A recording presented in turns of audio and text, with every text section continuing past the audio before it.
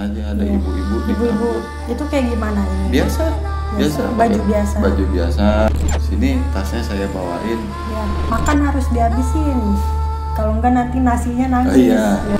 Jangan gunting kuku malam-malam, pamali. Penjaganya pun nggak ada. Nggak ada. Ada itu jauh banget. Baca nggak tulisan di makamnya namanya gitu? Enggak ya?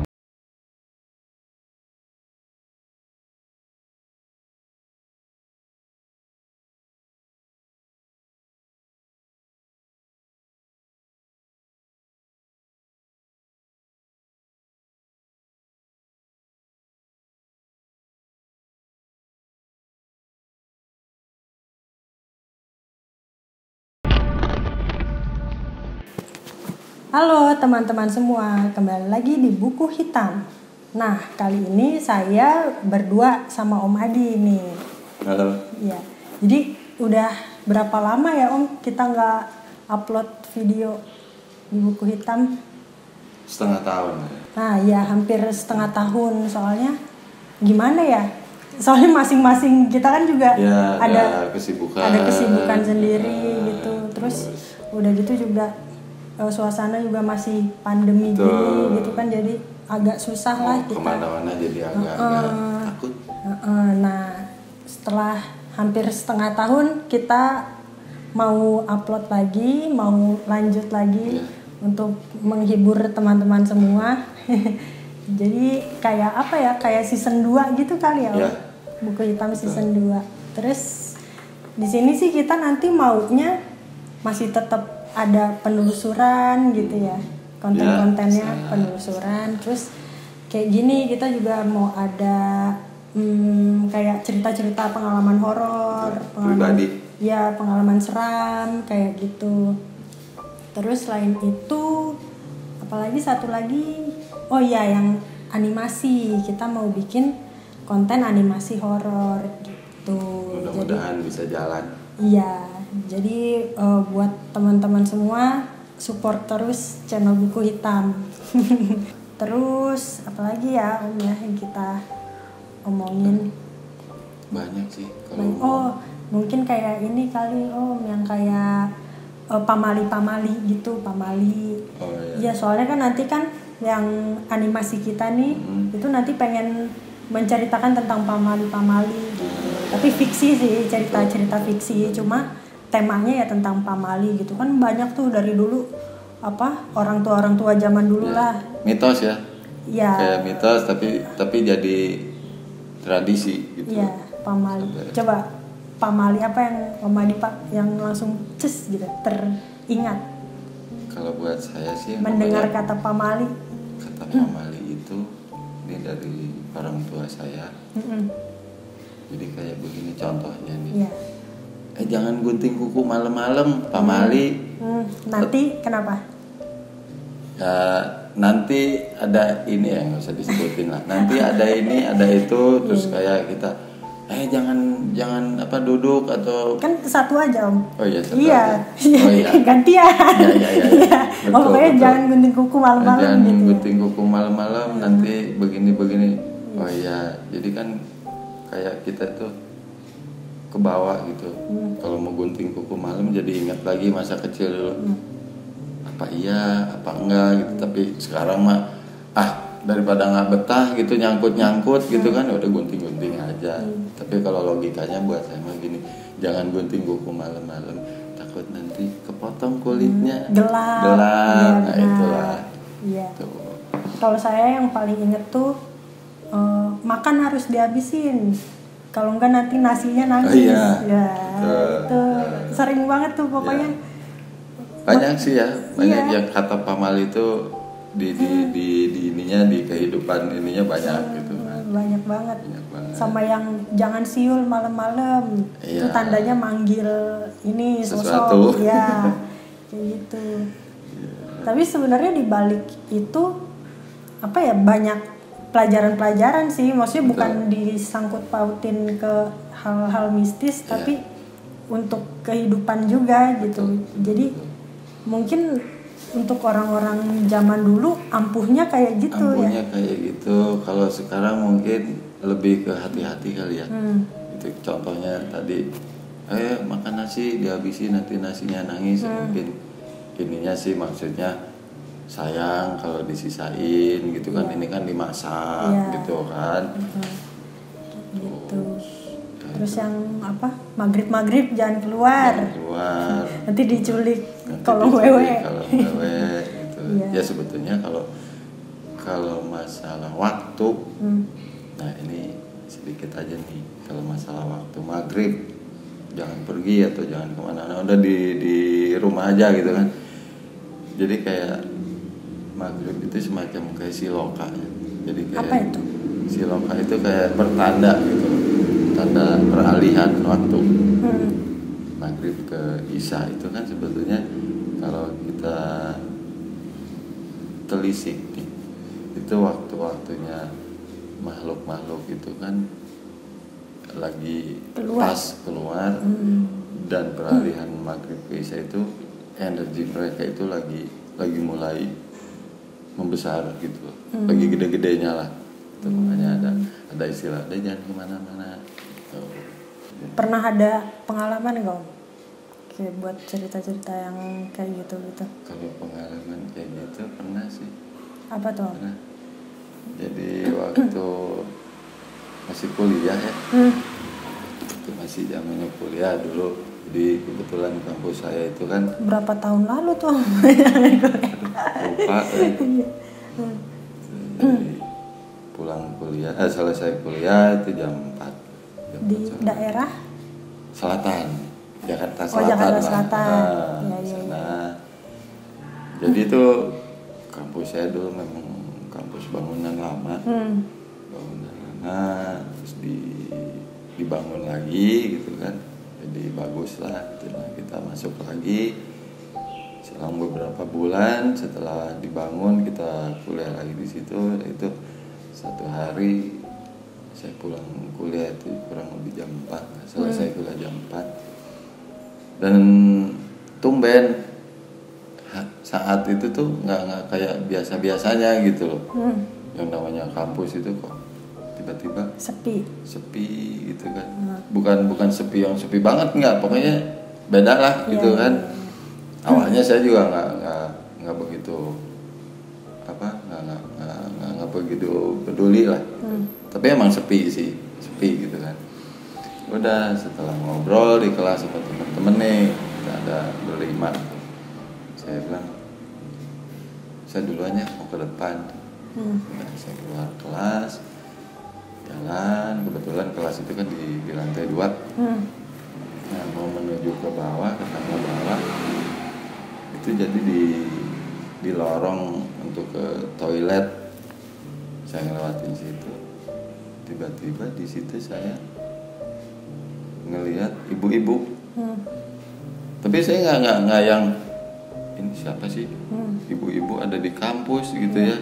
Mungkin kalau lagi biasanya aneh aja ada ibu-ibu di kampus. Itu kayak gimana ini? Biasa baju biasa gitu kan, cuma di konde sanggul biasa lah gitu kan. Bajunya juga biasa dan dia bawa tas anyam yang dari plastik. Terus saya lewat, saya cuma ngeliat sedikit, tiba-tiba dipanggil. Dek, katanya. Ya Bu, bisa nemenin Ibu ke pasar nggak, katanya. Dan saya nggak tahu, tiba-tiba saya mengiyakan. Oh iya Bu, boleh. Gitu. Nggak tahu tuh saya kena apa, diapain. Pokoknya tiba-tiba saya mengiyakan. Oh iya Bu, boleh. Dia bilang kan, kapan? Sekarang. Yaudah, saya yang bawa tasnya deh, gitu. Karena saya tahu isi tasnya itu kayak ada baju atau apalah, tapi ditutup sama selendang gitu atasnya itu. Nah, pada saat saya ngomong, sini tasnya saya bawain, itu ada teman saya yang di kelas itu dengar. Cuma dia nggak ya cuek lah istilahnya. Ini si aku nih ngomong sama siapa, katanya. Ya udah gitu kan. Udah saya jalan. Sebetulnya sih pasar yang dituju itu juga saya nggak tahu ya. di mananya gitu. Pasar apa gitu? Pasar apa saya nggak tahu. Yang pasti sih saya tetap nemenin ibu itu jalan aja sampailah pasar. Biasa ramai, nemenin ibu ini beli apa ya, kangkung atau apa saya lupa, pokoknya sayur gitu kan, sayuran, terus beli ikan. Nah setelah keliling-keliling, terus tiba-tiba si ibu ini bilang, udah kamu tunggu di sini aja katanya. Jadi ada kios kosong gitu. Jadi yaudah kamu tunggu di sini aja, ibu mau beli bunga dulu. Iya. Nah saat itu tuh saya yaudah saya diam aja gitu kan, diam aja nungguin tasnya dia tuh yang saya bawa. Kok lama pegel lah ya kan, pegel gitu ya namanya gitu. Berdiri gitu. Udah saya duduk aja di kios itu tuh kosong. Tapi di situ sebetulnya masih banyak pembeli, penjual gitu kan. Tapi saya ngerasa penglihatan saya di situ tuh kayak gimana ya? Kayak hampa gitu. Hampa, lihat penjual. Kayak ngawang gitu kali ya? Ya, kayak gitulah, kayak ngawang, kayak ngambang gitu. Tapi saya diam aja, nggak ngomong, nggak apa gitu kan. Diam, udah saya duduk aja. Kok lama saya pikir nggak datang.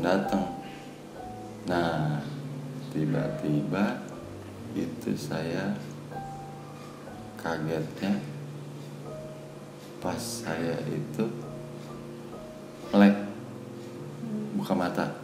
Pas buka mata. Sebelumnya merem. Saya nggak tahu dibilangin. Pokoknya ingatnya melek. Melek gitu kan. Nah saya sadar itu, ingatnya itu pas saya buka mata, saya lihat jam 6:30 pagi. Hah? 6:30 pagi. Saya di mana? Saya lihat sekeliling itu makam di daerah Menteng. Di daerah Menteng sana yang sekarang udah jadi salah satu mall lah di sana. Gitu. Nah, di bayangan saya yang saya ingat, saya kan di bawah kios duduk, gitu kan? Dan ternyata saya itu duduk di dekat batu nisan di salah satu makam itu di bawah pohon gede. Jam 6:30 pagi. 6:30 pagi. Dari sore. Berarti sehari. Semalaman. Iya, kan? semalaman. Nah, udah saya istighfar dan nggak ada satupun orang yang di situ gitu kan. Penjaganya pun nggak ada. Nggak ada.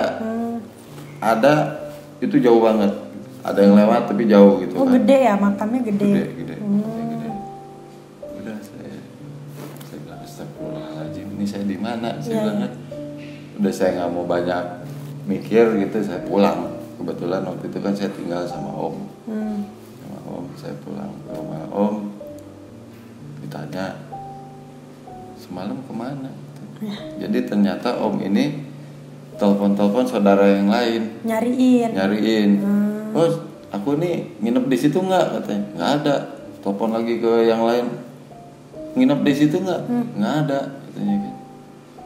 Jadi pas pulang bengong. Ditanya dari mana? Oh, nginep di teman. Nggak cerita. Nggak cerita. Pokoknya nginep di teman. Pulang mandi, baru tuh kilas balik. Ini siapa? Kok tiba-tiba aku tuh ada di salah satu makam gitu ya. Tapi baca nggak tulisan di makamnya namanya gitu? Enggak ya? Enggak. Dan itu makamnya itu makam tua. Makam tua, pohonnya juga. Pohonnya udah gede. Udah gede banget. Itu salah satu pengalaman yang tanpa memang nggak disengaja. Iya. Terus habis itu nanya ke teman. Nanya ke teman. Teman nanya, lu kemarin ngomong sama siapa? Katanya kan. Oh, gua nemenin ibu-ibu. Saya bilang, ibu-ibu katanya kan. Iya. Di mana? Di situ. Di depan toilet. Terus lu kemana? Nemenin dia aja. Saya bilang. Belanja. Saya bilang, gila. Terus muka saya sama temen gini-gini. Lu masih sehat kan? Sehat. Saya bilang, kenapa? Gak apa-apa sih. Udah, dia cuma sebatas itu aja nanya. Pergi aja. Mungkin aneh kali ngeliat saya nemenin ibu-ibu. Kata di kampus kan gak ada ibu-ibu. Berarti sebenarnya emang juga gak ada ibu-ibu? Gak ada. Kalaupun ada ya ibu kantin. Udah itu aja. Ibu kantin. Gitu kan, gak mungkin ibu kantin saya nemenin gitu. Tuh. Tapi kenapa bisa dibawa ke sana gitu, maksudnya? Nggak tahu saya. Hubungannya apa gitu? Nah itu, karena tiba-tiba Ada. dari kelas ketemu ibu-ibu itu, dia ngomong bisa nemenin saya nggak? Saya mengiyakan iya. Oh, atau enggak ini kali Om minta dianterin pulang? Bisa jadi. Ya. Bisa jadi. Mungkin ada yang dia ngikut siapa Ya, ke kampus? nggak tahu jalan pulang nih, gitu kan? Oh ini nih. Iya. Ada cowok Ada nih. cowok. Ya. Bisa kali nih. Bisa kali ini buat nemenin. Iya. Kita aduh mulai ini. Gitu lah. Iya. Salah satu pengalaman. Sekarang udah nggak ada makamnya itu udah. Udah nggak? Masih ada, tapi sebagian udah jadi bangunan. Udah jadi Bagus lah, bangunan. mewah. Oke. Waduh, mantap juga ya. Ceritanya tuh berarti berapa tahun lalu? Berapa puluh? 20 lebih. Lebih kali ya. 25. Lebih. Oh, lebih juga. Oke. Udah banyak kita tahu ini. Udah banyak. Nah, iya, selain yang itu pasti banyak yang udah pernah dialami juga kan gitu. Ya. Nah, kalau misalnya cerita yang pertama kali itu mau nggak diceritain? Pertama kali ngalamin. Kali. Ada tapi sedikit. Sedikit sih ceritanya, cuma lihat tangan segini nih, saya lagi di kamar gitu, memang udah malam waktu itu kan masih SD.